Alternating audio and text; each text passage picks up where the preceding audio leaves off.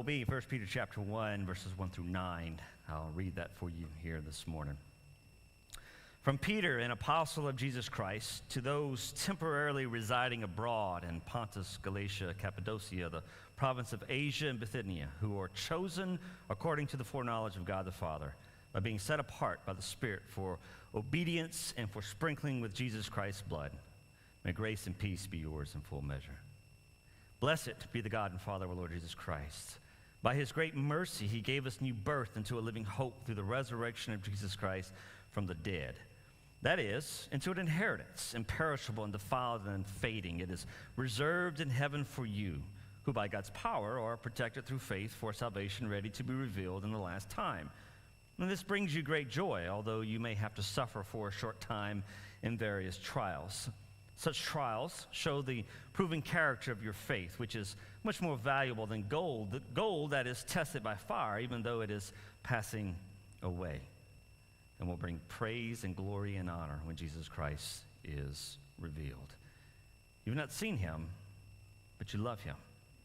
You do not see him now, but you believe in him, and so you rejoice with an indescribable and glorious joy because you are attaining the goal of your faith, the salvation of your souls. So what I want to do is I just want to pick up where we left off last week, and just as a quick reminder, remember this is a letter written by Peter. It's a pastoral letter, and he's writing to help sustain the faith of Christians who are suffering. They're going through some trials. It's a difficult time for them.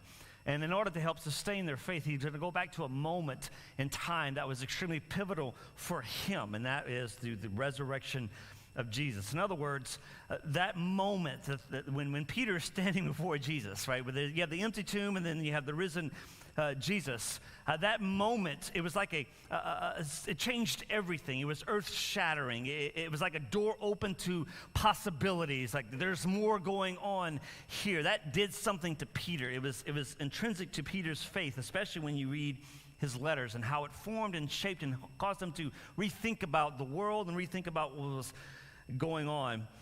And to Peter, this seems to demonstrate that God's plan was much bigger. His purposes were much bigger than he had expected. And he describes this as a living hope. It's something that happened. It's dynamic, and that's the concept of living. In other words, what Peter experienced, it opened up this door to something that fueled something. That's the idea of living. It brought life to it.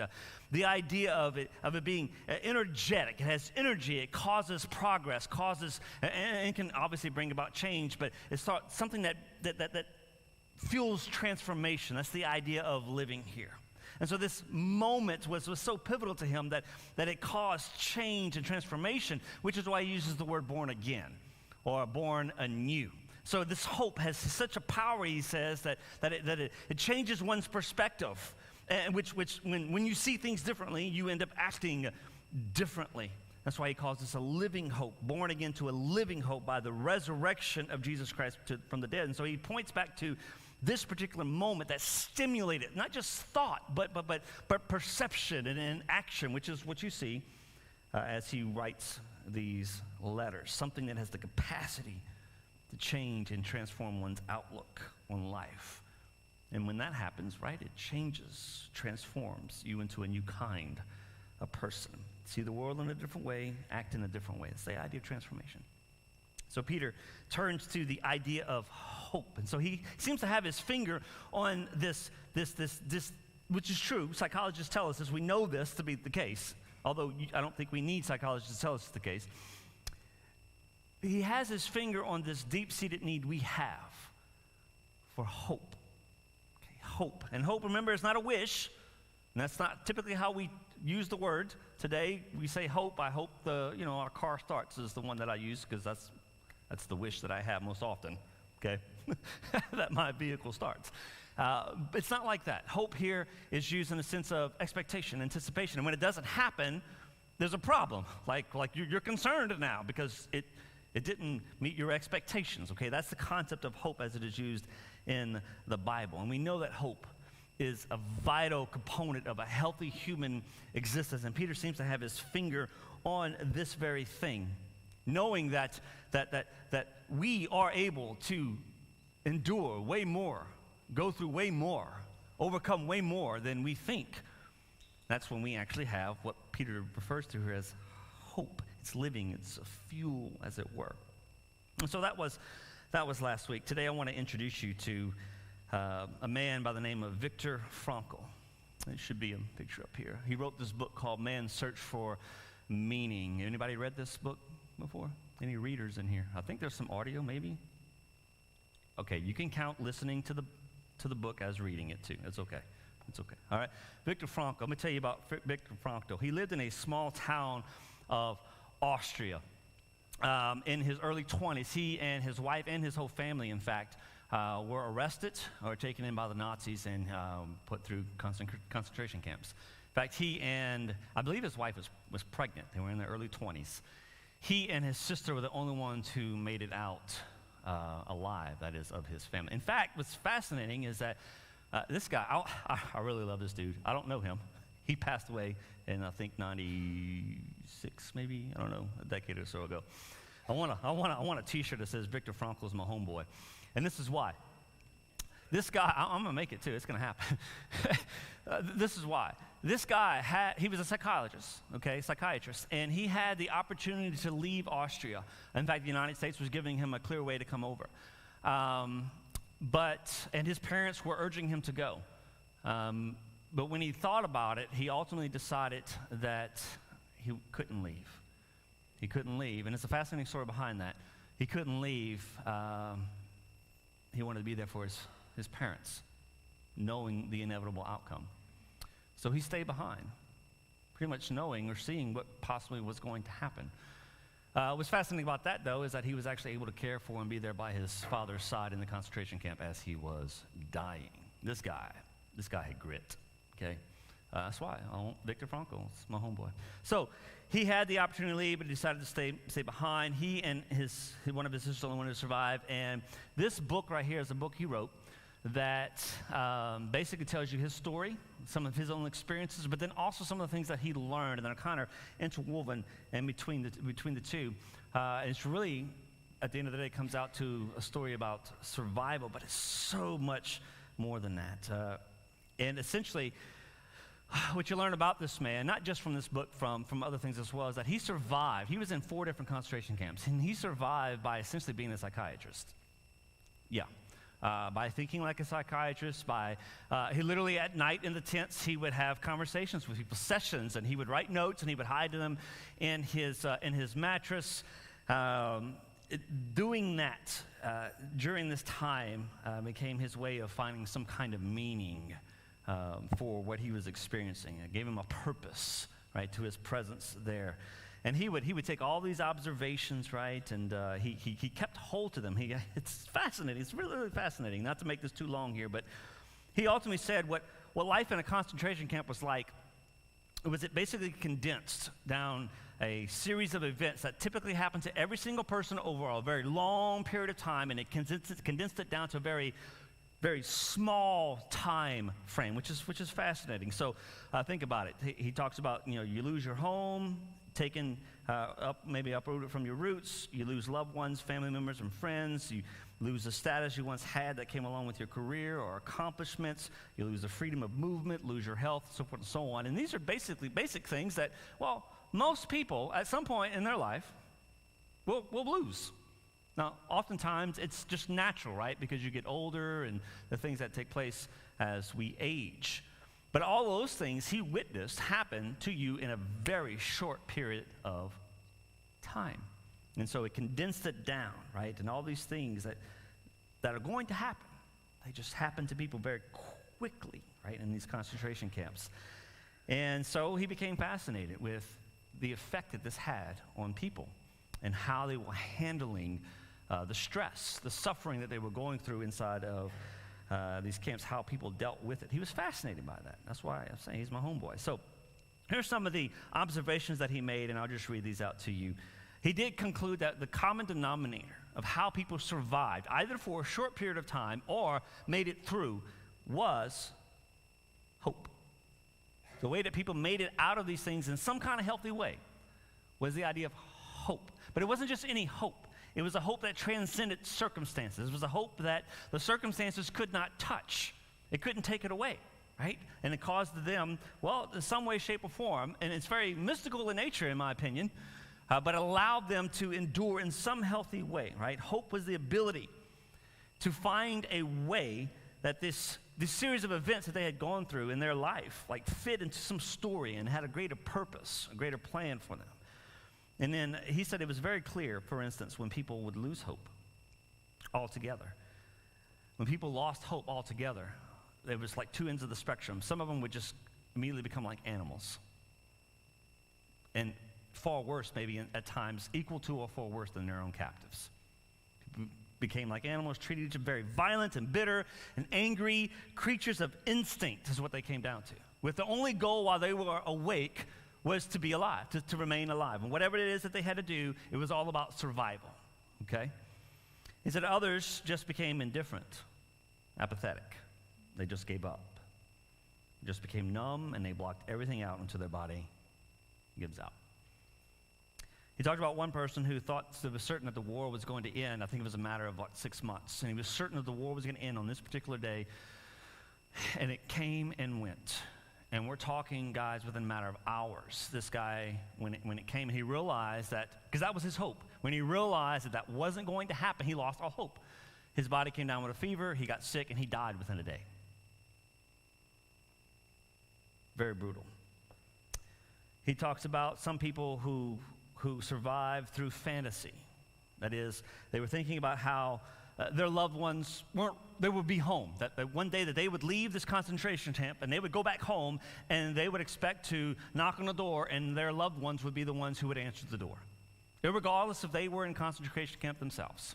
They lived in this fantasy world where they really believed, they got themselves to that place where they could believe that everything was going to be okay and they were going to be able to go back home, rebuild their careers, and this actually kept many people alive. And they made it out until they were liberated. But then he followed up with a lot of these people. And what happened is whenever they went home and their loved ones weren't there, when they couldn't rebuild their careers because their hometowns were destroyed, they were displaced, they lost everything, and there was really things. When that did not happen, they crashed and burned because they literally had lost all hope. Victor was a part of a small group of people who were able to survive and come out of this in some kind of healthy way. And it came down to hope. But it was a hope that transcended the circumstances, okay? I hope you're getting a hold of this. So for instance, a couple of examples here. He talked about a baker whose only hope was to bake bread again. One day to bake bread. That's it. And that's what kept him going.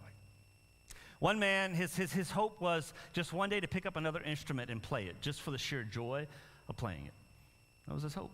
So his circumstances couldn't touch that. That was his hope. Victor's was simply just to practice psychology again and help people. He was actually able to do some of that while he was in a concentration camp, which kept him going.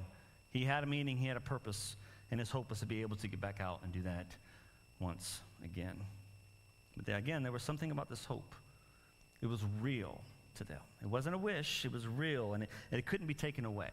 It couldn't be touched by their circumstances. And it's very similar to what I was telling you about my own story. When we talked about, where I've been off the streets and drugs and such, and people look at me as a preacher who was a drug and a homeless, and now he's a preacher who was taken out of that. Well, that's not the story. The story is that I survived all of that because I had hope. My hope was in the fact that there was way more to life than what I had been led to believe. And I was on a journey to discover what that was, and quite frankly still am. But my hope was in somewhere that was real, that my circumstances could not touch. And therefore, I'm not identified by those things I went through. Those were just seasons. In fact, oftentimes I view them as a gift.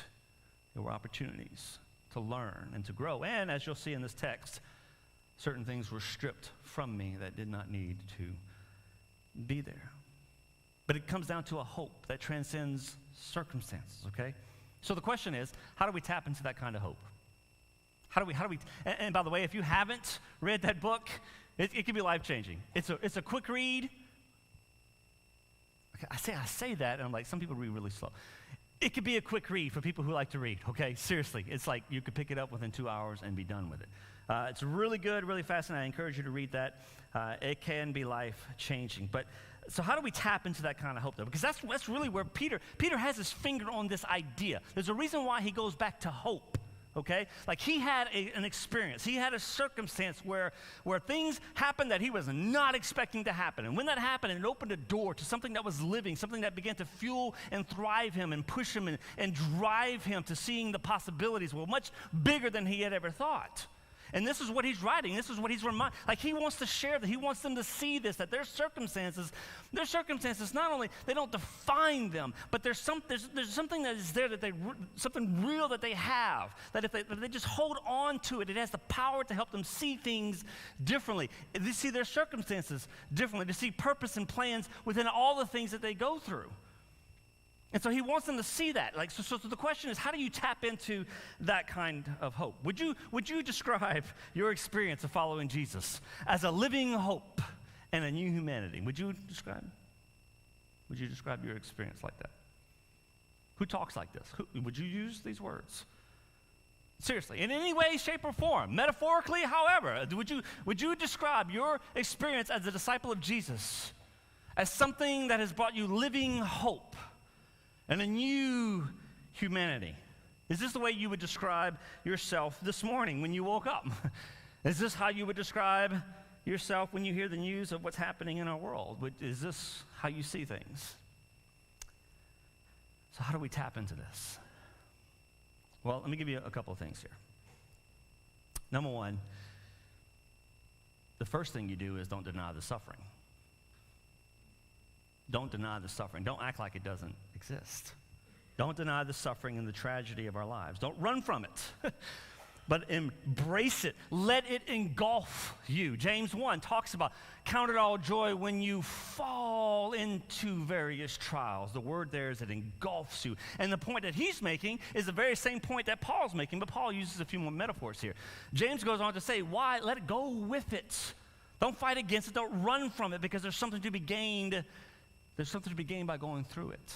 In fact, this is one of the major passages that we have, that we've talked about. We've focused on our like sort of a theme, but a drive for us for this year and this season of life. The idea that we don't run from the things that we go through. We stand behind them, right? And we push, we endure those things. And so you don't run from them, you let them embrace them. Let it engulf us, let it transform us, right? And somehow we come out on the other side better. Somehow we come on the other side not crushed by anything that we go through. That's the reality. That's a normal thing, okay? But what we learn from that, and whether or not we become, we're transformed from it, has everything to do with how we perceive and respond to the things we go through. That's part of what Peter is talking about here. So he goes on in verse 4, and he uses a couple metaphors. Verse 4 uses a banking metaphor. The word inheritance is what we translate oftentimes. So what Peter says here is, if you are a follower of Jesus, you got money in the bank, essentially. Okay, he uses the word inheritance. You have a stock of cash that no one can touch. And this is the point that you got to see. You have this inheritance that no one can touch. It cannot be touched by your circumstances at all. It's in God's keeping, and you're going to get it. That's the picture, okay? Now remember, this is a metaphor that he's using to explain some circumstances. You'll notice how it fits in here. This is a kind of a hope, okay? This is a kind of hope that is necessary for us to be able to have, well, something that, so we can see that these things that we go through, they fit into a bigger picture. They're significant. They help us see the meaning. There's a goal here, okay? That's the point here. But what's interesting about this, and this is where you got to see the metaphor. What's interesting about this is that the inheritance, the stock, the cash can't be touched, and it can't be changed, but you can. Your circumstances cannot alter the money in the bank, but they can change you. And that you got to see that, right? And it's if you will, hold on to this hope, he says. If you will, hold on to this hope. It's a hope that was made a reality through the resurrection of Jesus. That's what opened up the door to this. Then he goes on to talk about another metaphor that he uses here about gold being being purified. But notice how he says in all this. He goes, you go on to hold on to this, verse 6. You go on to hold on to this. It has the possibility of giving you what? Joy. This hope can lead to joy, okay? In all of your circumstances, this hope can lead to joy. Remember, joy, though, is not happiness. Joy is this overwhelming sense of well-being, no matter what you go through, no matter what it is. And so if you hold on to this hope, this living hope, you can be filled with joy. What we're not saying is to deny the things that you go through, to deny the suffering, to deny the grief, to deny the pain. We're not saying, you're a Christian, so you need to turn that frown upside down. We're not saying that you just need to, grin and bear it. Now, I get sometimes the circumstances force us to have to kind of feel like we're grinding it out a little bit. Sometimes we do. Sometimes that's the case. But it doesn't mean that we're denying that they exist. We're not acting like everything's okay, are we?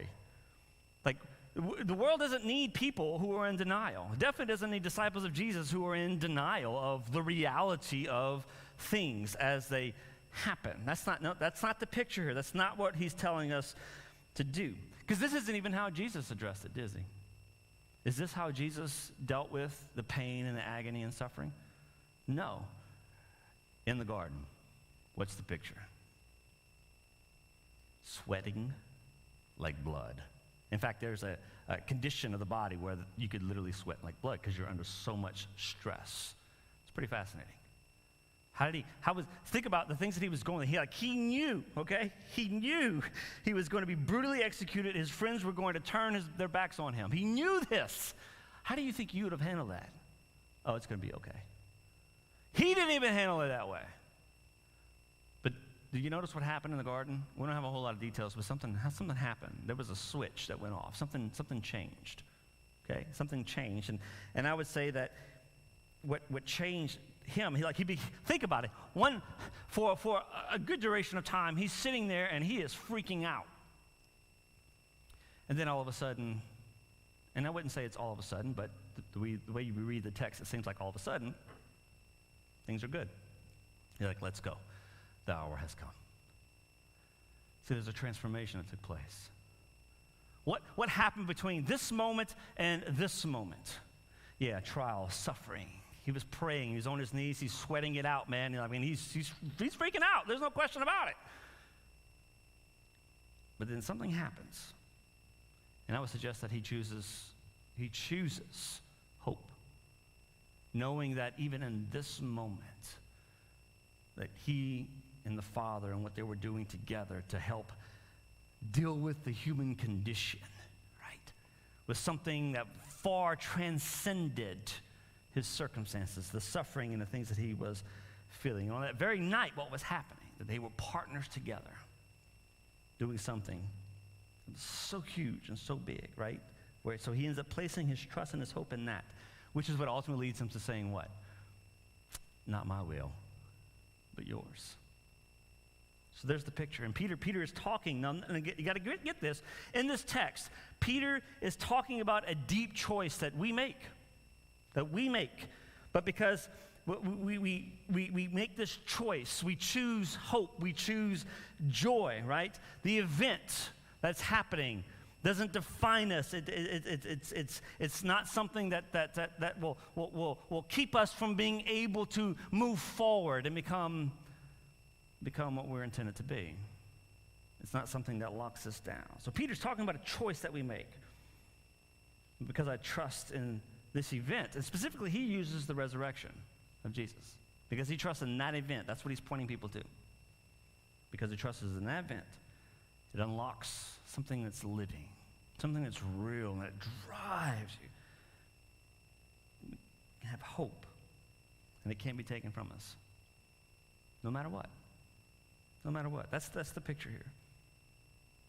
And so in the face of suffering, Peter says, I choose hope. Right? In the face of suffering, we choose hope. We choose joy, which doesn't mean we'll always be happy, right?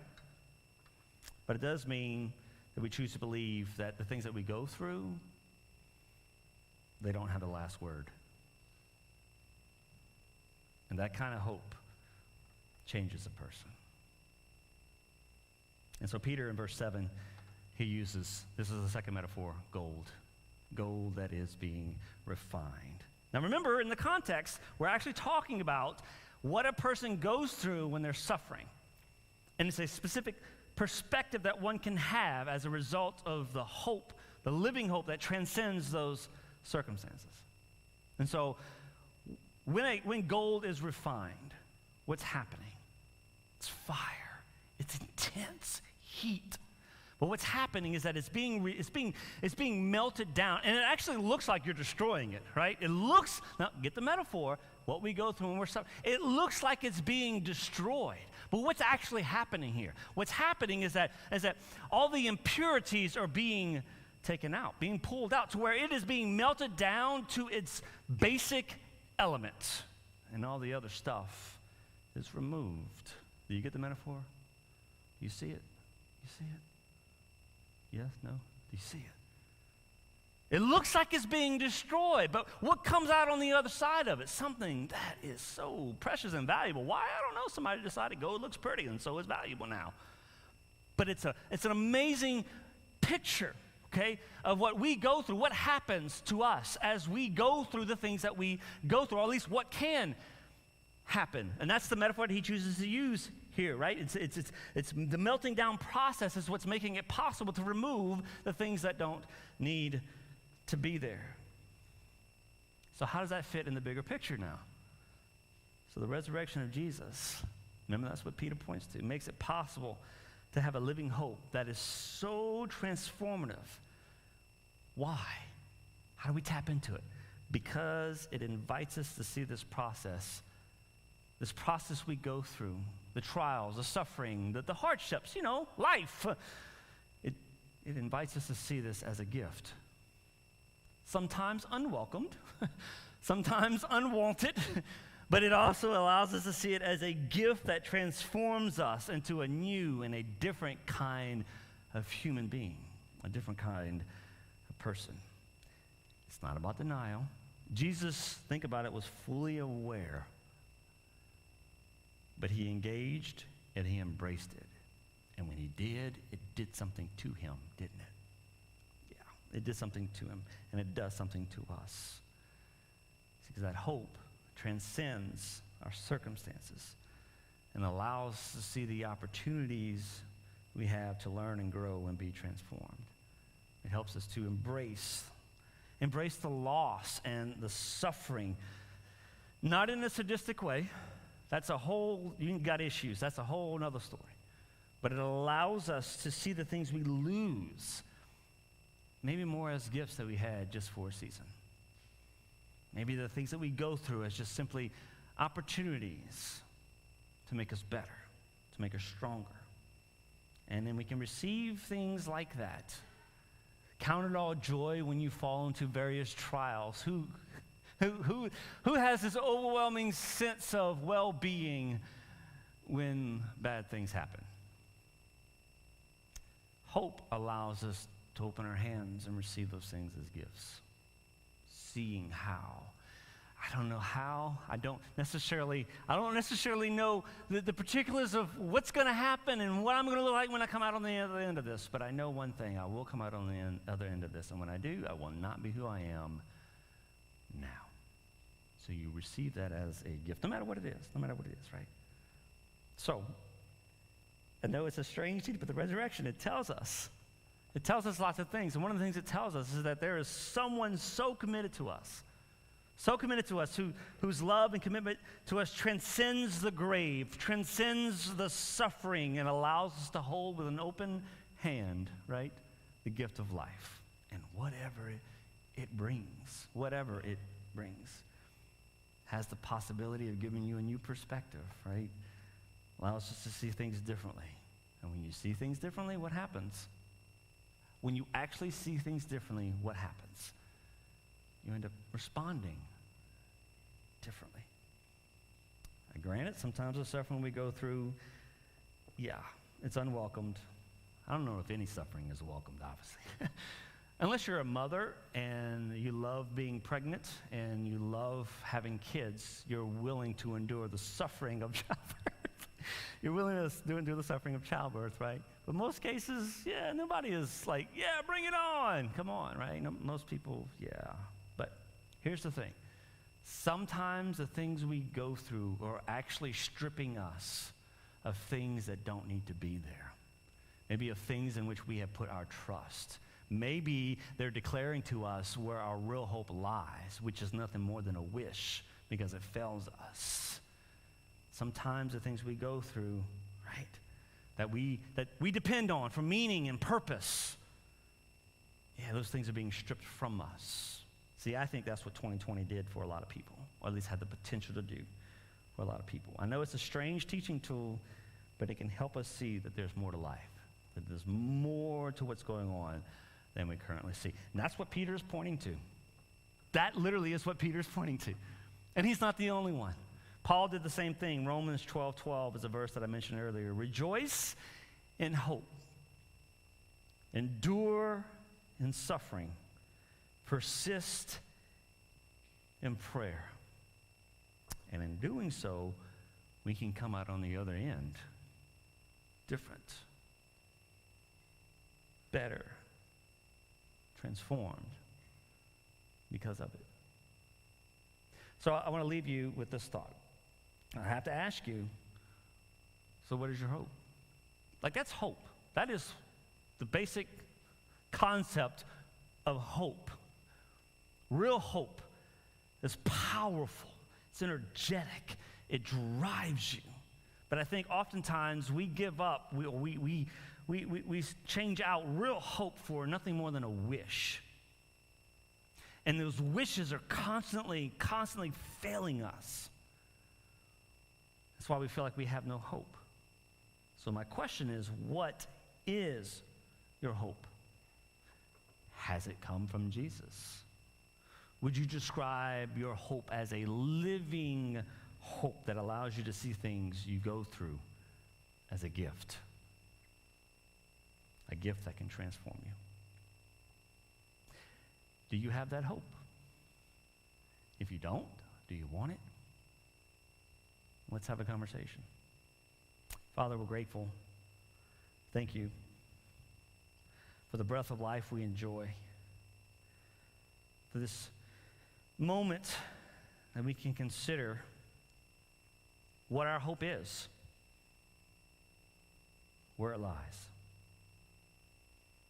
Help us to understand what are those things that drive us.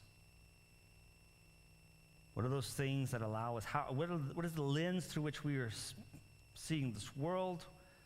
What's the lens through which we interpret the things that are going on around us? Help us all to become a bit more self-aware about what actually drives us, not just what we wished, but what actually drives us. May at the end of the day, our hope be found in you. May we be transformed by a living hope because of the door that was opened, the resurrection. It's in Jesus we pray. Amen. Good to see you guys today. You're dismissed. Thank you.